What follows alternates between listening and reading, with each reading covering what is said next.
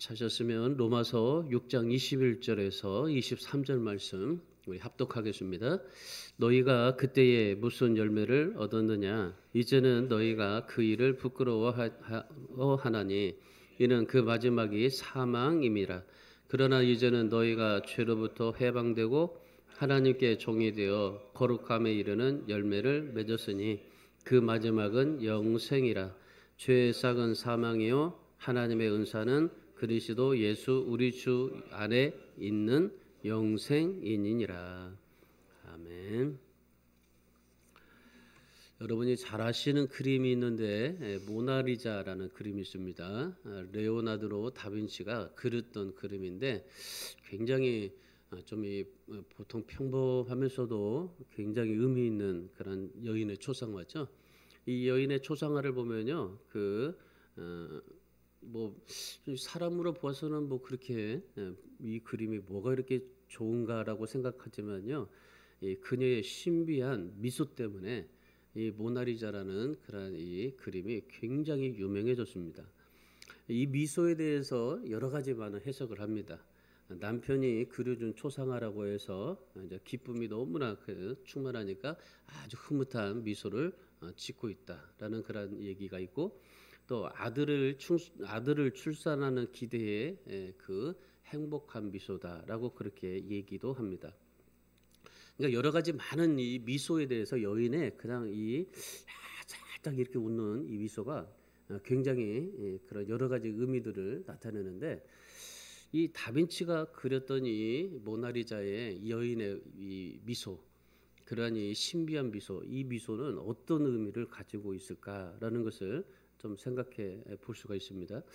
이 미소를 짓는 그러한 이 여인의 그 뒤에 있는 풍경들을 좀 보면은 이 다빈치가 왜 이 여인의 모습을 이렇게 그렸는지에 대해서 좀 우리가 좀 유추해 볼 수 있습니다.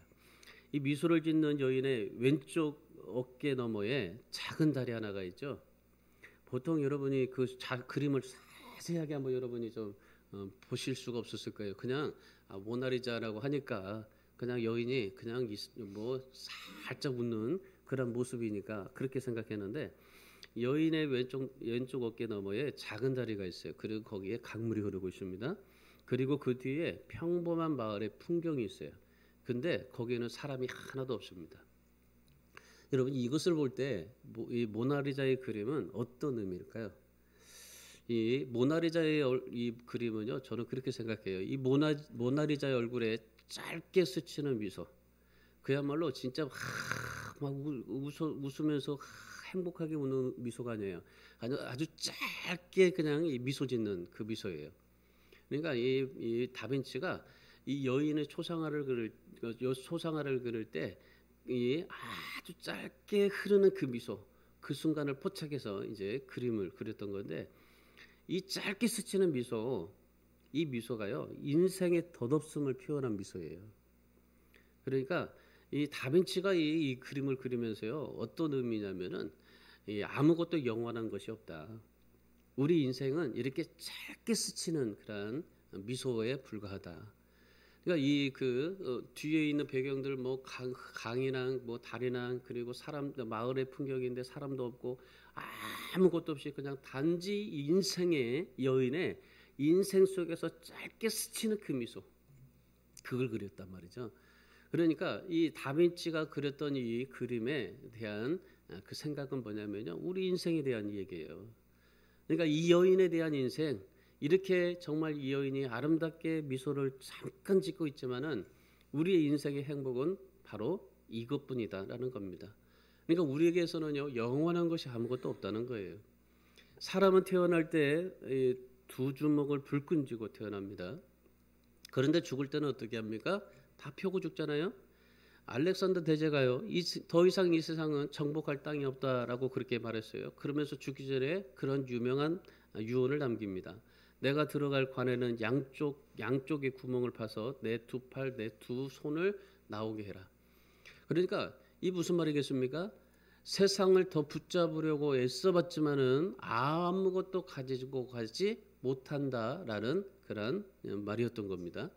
여러분, 우리가 한평생 살아가면서요, 여러분 뭔가를 움켜잡고 뭔가를 정말 이 세상에서 뭘 남겨보고자 싶어서 몸부림치면서 살아가고 있는 인생 아닙니까? 여러분 그래서 여러분이 몸부림치고 있는 건강, 여러분의 인기, 행복, 여러분 이 모나리자가 미소 짓는 그 미소 짤막한 그 미소에 불과할 뿐입니다. 한마디로 우리 인생은 덧없이 살아가는 인생이다라는 겁니다. 오늘 사도 바울이 본문에서 우리 인생을 그렇게 표현합니다. 우리가 세상에서 비록 죄의 종으로 살고 있지만은 우리가 구원받았다면 이제는 하나님의 종으로 살고 내 인생을 하나님께 드리는 삶을 살아야 된다. 우리가 정말 그 짤막한 그런 행복을 추구하기 위해서 건강하고 인기를 누리기 위해서 살아보지만 그러나 우리의 정말 인생은 영원한 하나님 앞에 두어야 되고 그리고 그 영생을 위해서 우리는 인생을 살아야 되고 그리고 그 하나님 앞에 모든 삶을 드려야 된다라고 말합니다. 왜냐하면 우리는 죄 아래에 있는 것이 아니라 은혜 아래에 있기 때문이다라고 말씀하고 있습니다. 그래서 우리가 구원받고 영생하기 전까지는 하나님의 은혜 아래에서 살아야 된다. 하나님의 선한 뜻을 이루어야 된다. 그리스도인이라면은 시간과 물질과 재능, 전 인격의 전 삶을 하나님께 드리는 것이 마땅하다. 그것이 오늘 이 사도 바울이 오늘 로마서 6장에서 말씀해주고 있는 겁니다. 그러면서 로마서 6장 21절에서 23절의 말씀을 우리 인생의 그러한 이 마지막 결론으로 얘기합니다. 이 마지막 결론을 얘기하면서 무슨 얘기를 합니까? 영생이라는 얘기합니다. 그러니까 우리 인생은 여러 가지 종류로 많은 것들을 누리고 삶을 살지만은 우리의 인생은 결국에는 영생이라는 거죠. 영생하지 못하면요 우리가 인생에서 아무런 의미가 없다라는 겁니다.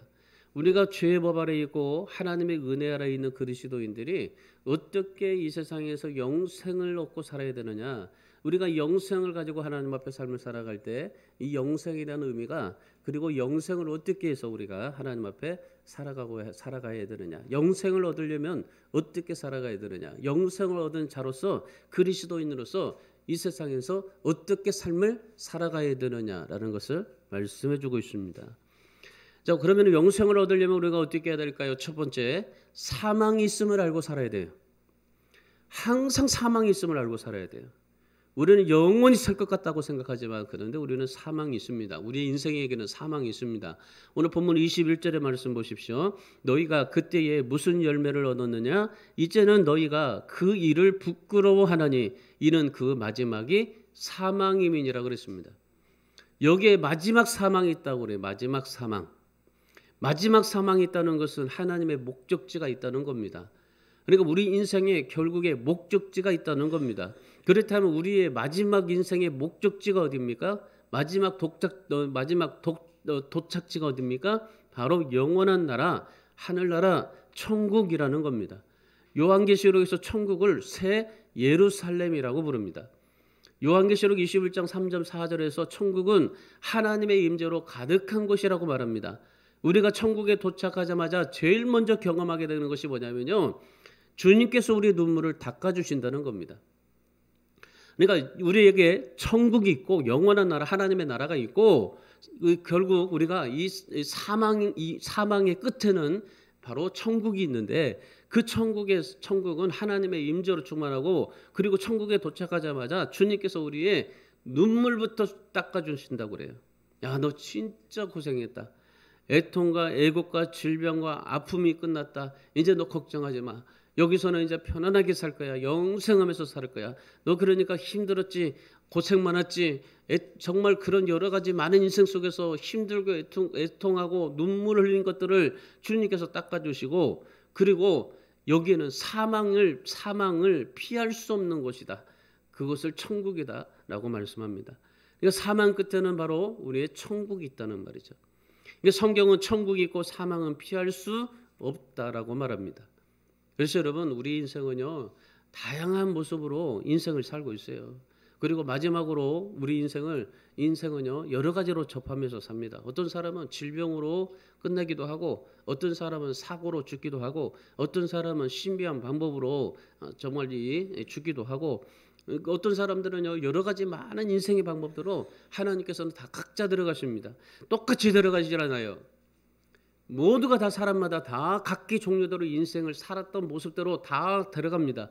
그러니까 내가 어떻게 하나님 앞에 인생을 살았는가에 대해서 하나님은 우리에게 뭐라 말씀하지 않습니다. 너가 왜 그렇게 살았느냐라고 우리에게 따지지 않습니다. 왜냐하면 하나님은 우리가 내 인생 속에서 얼마나 하나님을 바라보고 의지하고 살았느냐, 그 믿음을 지켰느냐에 따라서 주님은 우리를 평가하시지, 내가 어떠한 방법으로 주님 앞에 갔느냐, 이거는 절대로 주님이 우리에게 따지지 않습니다. 다만 우리에게 뭐라고 그래요? 너 참 힘들었지 하면서 눈물을 닦아주시고, 그리고 이제 사망이 없다, 걱정하지 마라. 여기서 하나님의 임재를 충만히 느껴서 살아라. 그렇게 주님께서 말씀하고 계시는 겁니다. 보통 우리가 보면요, 사람이 야, 이런 사람은 참 들어가지 말아야 될 텐데, 야, 이런 사람들을 왜 들어가시지라고 그렇게 이해하지 못할 때가 있어요. 그런데 여러분, 우리 하나님은요, 이해하지 못할 방법으로도 하나님은 데려가십니다. 그런데 여러분, 모든 성도들의 마지막에는 분명한 공통점이 하나가 있어요. 뭐냐면요, 성도는 죽는 것이 아니라 하나님이 데려가신다라는 겁니다. 그러니까 하나님께서는 우리가 사망이 있다고 하셨잖아요. 근데 사망이 있는데, 근데 우리가 그거 죽는 게 아니에요. 그러니까 우리가 죽는다 표현을 하는데, 그런데 죽는 게 아니에요. 세상 사람들은 죽어서 지옥 가겠죠. 그런데 예수 믿는 사람들은, 성도들은요, 죽는 게 아니고 하나님이 데려가시는 겁니다. 성경에서 표현하자면 하나님께서 직접 데려가신다라 그래요.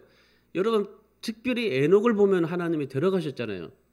2009년도 12월 8일에 정오에 이 미국의 샌디에고에서 미 F-18기가 전투기가 훈련을 마치고 귀환하다가 갑자기 이 평화로운 마을에 있는 주택가 하나를 딱 덮쳤어요. 거기에 누가 있었냐면요, 한국인 그리스도인의 가정이 있었어요. 그 마을에서요, 정말 이 가정은 진짜 예수 믿는 사람들이다, 그렇게 인정받고 살았어요. 그러니까 정말 그리스도의 가정으로 충실하게 삶을 살았던 사람입니다. 이제 아침에 이제 그 남편은, 이제 아빠는 일하러 갔어요. 그리고 그 나머지 아내와 두 딸, 그리고 이제 이 아내가 이제 그 산후조리 때문에 장모님이 와 계셨어요.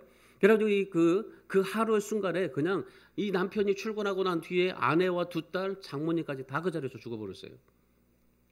사람들마다 다 그랬어요. 왜 하나님, 이 신실한 가정에서 왜 하나님이 이렇게 사고가 있습니까? 왜 들어가십니까? 그런 여러 가지 많은 사람들이 얘기를 했습니다. 이유가 알 수 없었어요. 그런데 이 사건은요, 수많은 미국인들에게 감동을 일으키는 사건이 되었어요. 왜냐하면 그 사고를 당하고 난 뒤에 이 윤동윤 씨라는 사람이 32살이었었어요. 이 사람이 인터뷰를 했는데 이렇게 했습니다. 하나님의 뜻이 있어 아내와 딸들 그리고 장모님을 데려가셨다는 것을 저는 믿습니다. 저는 하나님과 제 가족들이 원하는 것이 무엇인가를 생각하면서 이제 앞으로 살 것입니다. 그리고 조종사도 최선을 다한 것이기 때문에 그를 용서하고자 합니다. 장례 후에 수백 통의 그냥 전화 오고 메일 오고, 그리고 묘지를 무료로 제공해 주겠다는 사람, 정신과를 치료해 주겠다는 사람, 헌금을 보내주고 수백 명의 사람들이, 당신은 혼자가 아닙니다, 하나님이 우리가 함께 아파하고 있습니다, 그러면서 위로해 줬던 겁니다. 여러분, 우리가 이 세상에서 이제 저 세상으로 옮기면서 여러분, 이 윤동윤 씨처럼 하나님을 기쁘시게 한 자라는 마지막 간증을 남기고 살아갈 수 있는 우리 모두가 될 수 있기를 주님의 이름으로 축원합니다. 여러분, 우리는요, 정말 어디에서 무엇을 하든지, 내가 어떠한 상황 속에서 내가 죽음을 당한다 할지라도 여러분, 그 죽음 겁내지 마시고, 정말 내가 어디서 무엇을 하든지 하나님을 기쁘시게 한 자라는 그런 간증을 남기고 살아갈 수 있어야 돼요. 여러분, 인생을 마지막에 어떻게 맞이하고 싶습니까? 잘 맞이하고 싶죠. 그래서 아름답게 살아라, 뭐 잘 살아라, 뭐 여러 가지 말들을 하지만, 여러분, 인생의 출발점도 중요하지만은 우리가 천국에 어떻게 도착하느냐는 더 중요합니다. 오늘 우리에게 여러 가지 많은 일들 속에서도 정말 하나님 앞에요, 하나님을 기쁘시게 한 자라는 간증을 남기고 삶을 살아갈 수 있어야 돼요. 그래서 여러분, 오늘 우리가 삶을 살아갈 때 항상 사망이 있다는 것을 깨닫고 사세요. 항상 무엇을 하든지 오늘 하루도 내일 하루도 내 인생의 모든 것들도 사망이 있다는 것, 사망의 종착지는 바로 천국이다라는 것. 그래서 우리가 항상 하나님 앞에 이 사망이 있다는 것을 깨닫고 살면요, 우리 인생 속에서 뭐가 돼요? 뭐가 원망이 되고 뭐가 좌절이 되고 뭐가 슬픔이 되겠습니까? 우리에게 죽음이 뭐가 겁이 나겠습니까? 사망이 있다는 것을 생각하니 사망의 종착역을 천국이라니, 우리가 천국 가는 길인데 뭐가 그렇게 우리에게 부족한 것이 있겠습니까? 여러분, 사망이 있음을 기억하고 사십시오. 여러분, 천년만년 살 것 같다고 생각하지만 아닙니다. 여러분이 정말 인생을 잘났다고 생각하지만 아닙니다. 여러분, 교만하지 마시고 정말 하나님 앞에 사망이 있음을 기억하시고 인생의 아름다운 결산을 위해서 지금부터라도 정말 아름답게 사시고, 그리고 인생뿐만 아니라 죽음조차도 간증이 되게 하시기를 바랍니다. 그래서 우리의 인생은요, 간증이 되어야 돼요. 하나님을 기쁘시게 한 자라는 간증, 그리고 많은 사람들 앞에서 간증이 되어야 돼요. 그래서 천국이 여러분에게 소망이 되고 영광스러운 천국을 입성하시고, 그래서 여러분이 하나님 앞에 이 영생을 얻기 위해서 정말 사망이 있음을 기억하고 아름다운 그러한 천국의 소망을 가지고 하나님 앞에 여러분이 이 세상에서 늘 살아있는 동안 간증을 남기는 그러한 간증자들이 다 되시기를 주님의 이름으로 축원합니다. 두 번째, 거룩함에 이르는 열매를 맺어야 됩니다. 그래야 우리에게 영생이 우리에게 주어집니다.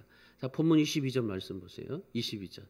그러나 이제는 너희가 죄로부터 해방되고 하나님께 종이 되어 거룩함에 이르는 열매를 맺었으니 그 마지막은 영생이라고 그랬습니다. 영생. 거룩함에 이르는 열매를 맺었으니 그 마지막은 영생이라. 여러분, 신앙에서 중요한 두 가지 요소가 있습니다. 두 가지 요소가 뭐냐면요, 첫 번째는 구원의 확신입니다. 구원의 요소. 이 구원의 확신이고 또 하나는 신앙의 성숙입니다. 우리가 신앙생활에서 구원의 확신을 가지고 신앙의 성숙을 이루어야 돼요. 그래야 우리에게 열매가 나타납니다. 이 두 가지에서요 거룩한 열매를 맺어야 된다는 겁니다. 그러니까 구원과 신앙의 성숙에 거룩함의 열매를 맺어야 된다는 겁니다. 그것이 마지막에 영생이기 때문이에요. 그러면 거룩한 열매의 구체적인 증거가 뭘까요? 바로 그것은 하나님과 동행함입니다. 사도 바울이 예수님을 믿는 사람들을 핍박할 사명을 가지고 다메섹 길을 갔습니다. 거기서 예수님을 만납니다. 하늘의 강력한 빛을 보는 순간에 땅바닥에 쓰러졌습니다. 그 순간 이로부터 들려오는 음성을 들었습니다. 사울아, 사울아, 내가 어찌하여 나를 핍박하느냐? 바울은 즉시 주여 누시오니까 그랬습니다. 그랬더니 주님께서 나는 내가 핍박하는 나사렛 예수다라고 했습니다. 그날 바울은 예수님을 만나게 되었습니다. 그리고 나서 그날부터 바울은요 예수님과 동행하면서 살았습니다. 예수님을 증거하면서 삶을 살았습니다. 그리고 일평생 동안 열매 맺는 인생을 살았습니다. 그러다가 마지막에 순교를 당하게 되었던 겁니다. 여러분, 이 거룩함에 이르는 열매를 맺으면서 삶을 살았던 사도 바울의 모습을 보게 되는데, 오늘 우리가 하나님 앞에 삶을 보면 어떻습니까? 영생의 본질은 한마디로 무엇이겠습니까? 하나님과 동행하는 삶입니다. 여러분, 우리의 인생은, 우리의 삶은 어떤 겁니까? 여러분, 하나님과 동행하는 삶을 살고 있습니까? 오늘 본문에서도 너희가 죄로부터 해방되었다면 이제는 하나님의 종이 되어라. 하나님의 종이 되어 거룩함에 이르는 열매를 맺어라 말씀합니다. 이것이 영생이다. 여러분, 우리는 하나님 앞에 서는 날 반드시 결산되고 심판됩니다. 누구나 다 그렇게 마찬가지입니다. 누구나 똑같이 하나님 앞에서 결산해야 되고, 그리고 심판받아야 됩니다. 여러분, 하나님께서 결산하고 심판하는 것이 무엇일까요? 바로 이것이 뭐냐면요, 얼마나 하나님과 동행하면서 삶을 살았느냐입니다. 우리가 얼마나 하나님 앞에 많은 일을 했느냐, 그리고 얼마나 많이 하나님 앞에 정말 업적을 남겼느냐가 아니라 하나님과 얼마나 동행하면서 삶을 살아갔느냐라는 겁니다. 그러니까 이 영생의 본질은요, 하나님과 동행하는 겁니다. 이 하나님과 동행하는 열매를 하나님이 원하시는 겁니다. 그것이 거룩함에 이르는 열매입니다. 그러니까 하나님은요, 우리에게 거룩함에 이르는 열매를 맺기를 원하는데, 그것이 바로 영생인데, 오늘 우리가 하나님 앞에 갔을 때에 하나님 앞에 결산하고 심판하는 것은 바로 그겁니다. 우리가 얼마나 하나님과 동행하느냐. 유다서 1장 15절에 말씀해 보십시오. 이는 무사람을 심판하사 모든 경건하지 않은 자가 경건하지 않게 하는 행한 모든 경건하지 않은 일과 또 경건하지 않은 죄인들이 주를 거스려 한 모든 완악한 말로 말미암아 그들을 정죄하려 하심이라 하였느니라 그럽니다.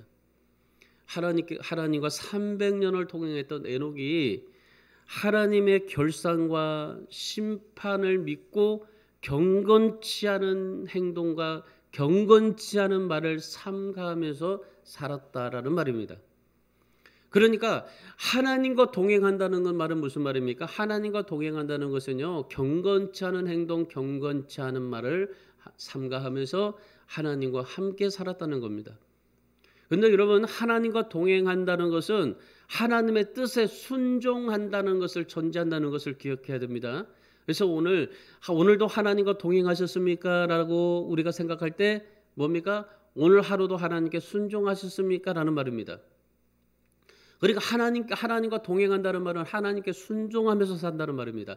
에녹이 바로 하나님과 300년 동안 동행하면서 살았는데 그 동행하는 비결이 뭡니까? 하나님께 순종하면서 살았기 때문입니다. 늘 하나님 말씀에 순종하면서 살았어요. 하나님이 뭘 원하시는지 순종하면서 삶을 살았습니다. 결국 여러분, 거룩함의 열매를 맺는 것은요, 끊임없이 하나님의 뜻을 분별하고 하나님께 순종하는 삶을 결단하는 것이 바로 그것이 거룩함의 열매를 맺게 하는 그러한 비결인 겁니다. 그것이 바로 하나님과 동행하는 삶입니다. 여러분, 오늘 우리는요, 하나님과 거룩함의 열매를 맺어야 돼요. 그 하나님과 동행하는 삶을 맺어야 돼요. 그것을 하나님 앞에 가서 결산하기 때문에 그렇습니다. 여러분, 우리 인생의 마지막 결산과 심판이 있다는 것을 믿는다면 여러분, 늘 하나님과 동행하면서 살아가시기 바랍니다. 다른 말로는 하나님 앞에 순종하면서 살아갈 수 있기를 바랍니다. 하루 이틀, 1년, 2년, 10년, 에녹과 같이, 바울과 같이 늘 하나님 앞에 동행, 하나님께 순종하면서 삶을 살아가시기 바랍니다. 우리는요, 하나님 앞에 얼마나 순종했느냐의 척도에 따라서 우리가 하나님 앞에 이 결산할 게 열매가 달라져요. 여러분, 우리는 인생은요, 이 세상에서 뭐 아파트로, 성공으로, 뭐 돈으로 인생을 평가할 수 있겠지만은 하나님 앞에 가서는요, 이 거룩함의 열매로 평가가 돼요. 하나님은 반드시 우리에게 이걸로 결산하십니다. 거룩함의 열매를 얼마나 맺었느냐, 하나님과 동행하고 하나님 앞에 순종함으로 나타내는 그 열매를 얼마나 맺었느냐, 이걸 결산합니다. 그리고 하나님은 우리에게 심판하시는 겁니다. 여러분, 그걸 우리가 하나님 앞에 기억하신다면은 얼마나 하나님 앞에 동행하고 얼마나 하나님 앞에 기쁘시겠다는 열매, 그 열매를 많이 남기고 살아갈 수 있기를 바랍니다. 여러분, 다윗을 보세요. 인간적인 결함이 적지 않은 사람입니다. 그럼에도 불구하고 하나님께서 다윗을 뭐라고 말씀하십니까? 하나님의 마음에 합한 사람이다, 그렇게 말합니다. 여러분, 이 하나님이 다윗을 내 마음에 합한 사람, 하나님의 마음에 합한 사람이라고 말할 때 그렇게 말한 이유가 어디 있겠습니까? 그것은요, 이 다윗의 신앙이 어떠냐면은 하나님의 뜻을 이루기 위해서, 정말 뜻을 헤아리기 위해서 끊임없이 하나님과 소통했어요. 하나님과 기도하고 하나님과 의지하고 하나님과 동행하고 늘 하나님과 같이 동행하다 보니까 하나님과 소통을 해요. 하나님 어떨까요? 어떻게 할까요? 물어보고 또 얘기하고 순종하고 하나님 앞에 모든 것을 다 하나님과 동행하고 하나님과 소통하고 하나님께 기도하고 하나님께 순종하고 이 모든 것들을 계속적으로 그 다윗이 그렇게 하나님 앞에 삶을 살았던 겁니다.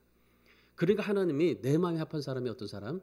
바로 이런 거예요. 다윗처럼 끊임없이 주님과 소통하는 사람, 끊임없이 주님 앞에 주님 앞에 기도하고 그리고 주님을 바라보면서 살아가는 사람, 그런 사람이에요.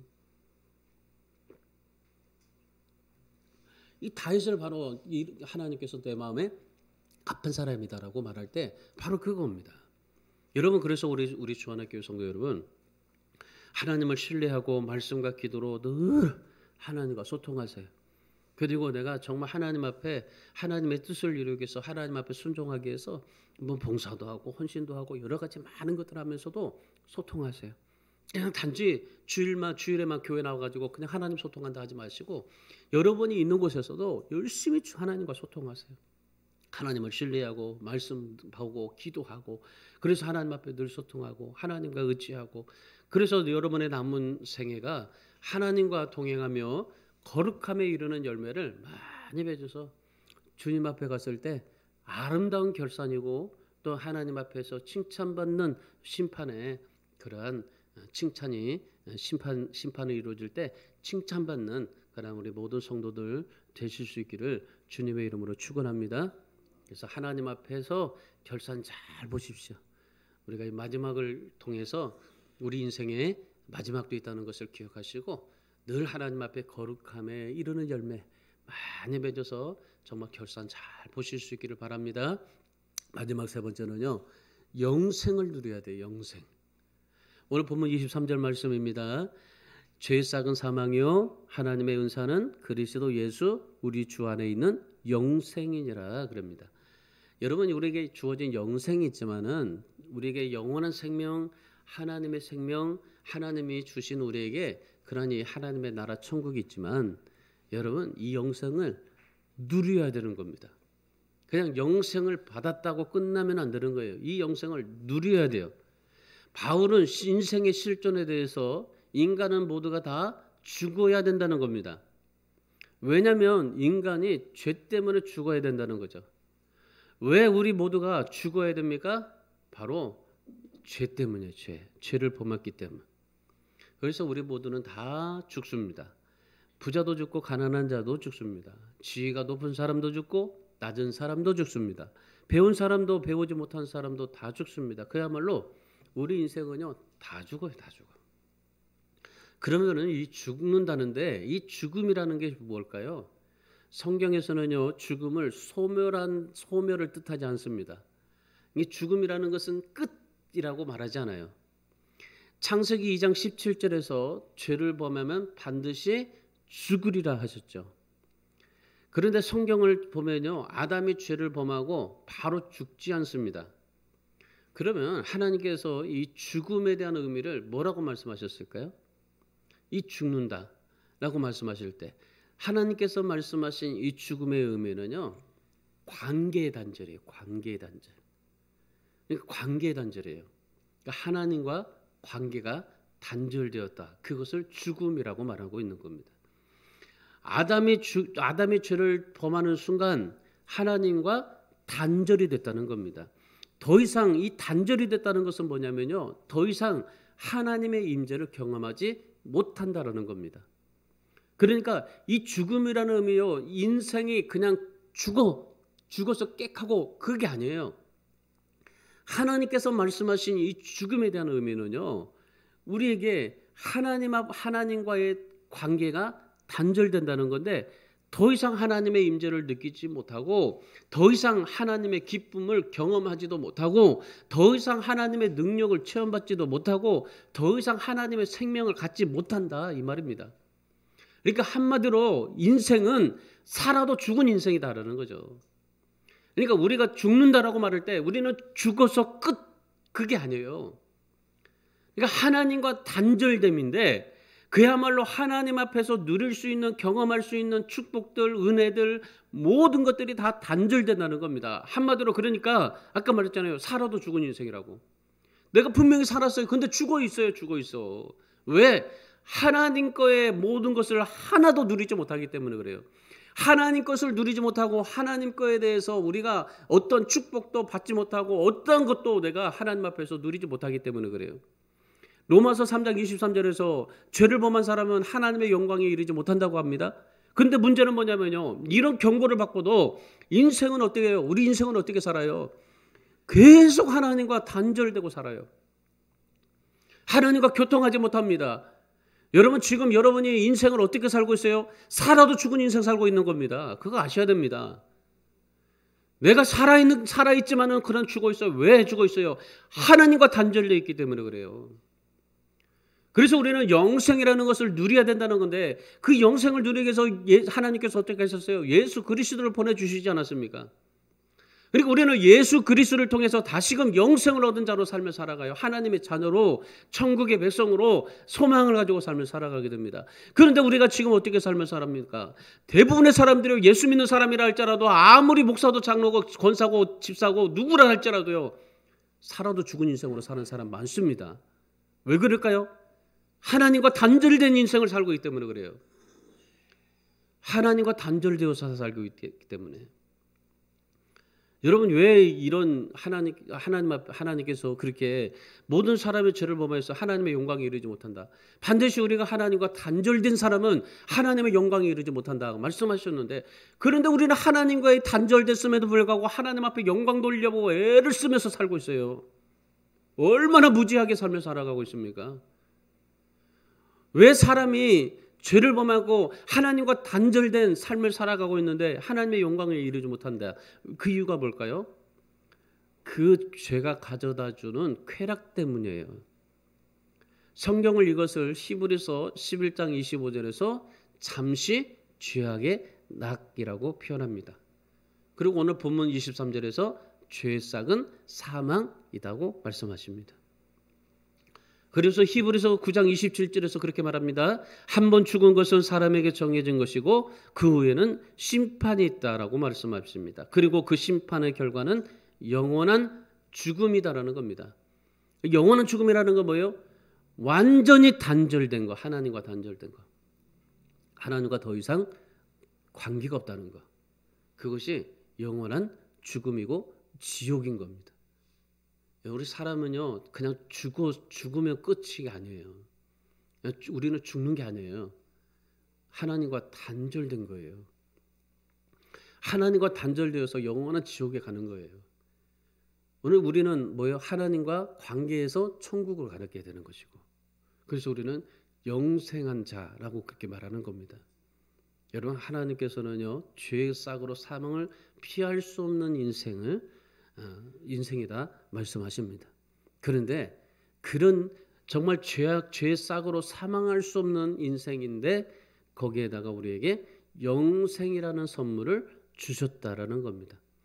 그 영생의 선물 뭐예요? 예수 그리스도. 예수 그리스도를 통해서 우리가 영생을 받아서 누리는 인생이 되었다라고 말씀하시는 겁니다. 그렇다면 여러분 지금 여러분의 인생은 주님과 동행하면서 살아셔야 돼요. 주님과 동행하고 주님을 끊임없이 찾고 주님을 바라보고 어떤 상황 속에서도 주님의 뜻을 헤아리고 주님의 뜻에 순종하고 그렇게 하나님 앞에 삶을 살아야 돼요. 내가 정말 내가 하는 행동, 내가 하는 말 모든 것이 다 주님 앞에서 아름답게 보여줘야 돼요. 열매가 맺어져야 돼요. 여러분 이것이 우리가 하나님 앞에서 가져야 될 그런 신앙인 겁니다. 하나님은 우리에게 그냥 사망에서 그냥 영원히 그냥 딱 그냥 죽음 하나님과 단절된 상태에서 그냥 그렇게 준 게 아니고 바로 영생이라는 선물을 주셨기 때문에 그렇습니다. 여러분 지금도 마찬가지입니다. 우리가 신앙생활하면서 하나님과 교제가 없으면요 우리에게 하나님의 단절된 상태 바로 그 상황입니다. 영생은 단순히 영원히 존재한다는 의미가 아닙니다. 영생의 본질은 하나님의 생명입니다. 영생은 하나님과 예수 그리스도를 깊이 체험하고 살아가는 삶이 바로 영생입니다. 사도 요한은 요한복음 17장 3절에서 영생에 대해서 이렇게 증언했습니다. 영생은 유일하신 하나님과 예수 그리스도를 아는 것이라고 말씀하십니다. 그래서 여러분 사람은 하나님의 생명을 받아서 하나님의 기쁨과 능력과 사랑과 임재를 경험하는 그러한 인생을 살아가게 되는 겁니다. 그래서 이런 영원한 생명을 갈망하셔야 돼요. 우리에게 이 영원한 생명 바로 하나님의 사랑과 능력과 임재, 기쁨을 날마다 내가 경험해야 되는데 경험함으로 새로운 인생을 살아가야 돼요. 그래서 우리 인생은요 한번 예수 믿어서 새로운 인생이 되었다 끝 아니에요. 날마다 새로운 인생을 살아가야 돼요. 어제 살았던 인생이 오늘 새로워져야 돼요. 오늘 새로운 인생이 내일은 다시 새롭게 돼야 돼요. 그래서 우리 인생은요, 날마다 새로운 인생을 살아야 돼요. 하나님, 그것이 영생입니다. 영생이라는 단어는 우리가 한번 딱 그냥 뭐 죽어서 그냥 영원 하나님의 생명 받아가고 살아가는 게 아니라 하나님의 생명을 받아서 날마다 하나님의 기쁨과 능력과 사랑과 임재를 경험하고 하나님의 그런 뜻에 순종하고 하나님과 동행하면서 그리고 그 주님의 뜻, 주님과 함께 기쁘게 걸어가면서 날마다 새로운 인생을 살아가는 것이, 그것이 영생인 겁니다. 그런 삶을 살아가시기를 축원합니다. 수년 전에 미국에서 에이즈에 걸렸던 라이언 화이트라는 소년이 있었습니다. 13살이 되었는 13살 때 얘가 병원에 입원했어요. 아파가지고 이 병원에 입원했어요. 그 수혈을 받다가 에이즈에 걸렸던 겁니다. 그런 적들이 좀 많이 있었잖아요. 그래가지고 우리도 뭐 그때 에이즈가 막 그 수혈에 잘못해가지고 걸린다고 해서 막 수혈도 안 받고 막 그런 적이 막 있었어요. 근데 이 화이트라는 이 아이가 굉장히 밝았어요. 에이즈가 걸렸는데도. 그래서 막 주변 사람들한테 막 감동을 주는 겁니다. 그 당시에 레이건 대통령이 이 아이에게 찾아가기도 하고 마이클 잭슨도 찾아가고 지금 뭐 미국 대통령 도널드 트럼프도 찾아가고 수많은 유명 인사들이 이 그 아이에게 찾아가서 이 그 선물도 주고 뭐 그랬어요. 에이즈가 걸렸는데 원망하지 않고 오히려 그냥 뭐 감사하면서 막 그 살으니까. 그리고 그 병을 알면서도 에이즈를 퇴치하는 막 이 홍보대사가 되고 뭐 그렇게 살았어요. 13살짜리가. 그러고 나서 투병 5년 만에 세상을 떠났습니다. 죽기 전에 이 아이가 이런 말을 했어요. 아버지 어머니 잊으셨어요?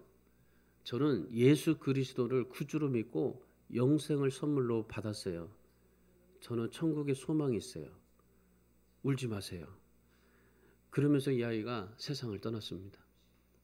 우리 주안의 교회 성도 여러분, 영원한 생명, 그 하나님의 생명으로 날마다 새롭게 사시고 이 영생을 누리면서 살아갈 수 있기를 주님의 이름으로 축원합니다.